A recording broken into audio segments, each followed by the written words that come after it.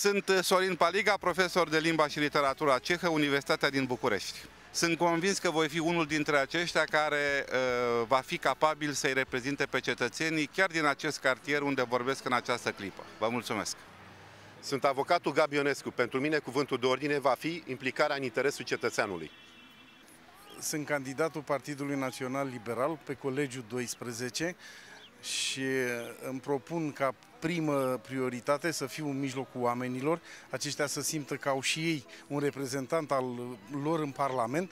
Suntem la dispoziția dumneavoastră, la dispoziția cetățenilor. Vrem cu adevărat să schimbăm ceea ce încă nu a fost schimbat în totalitate.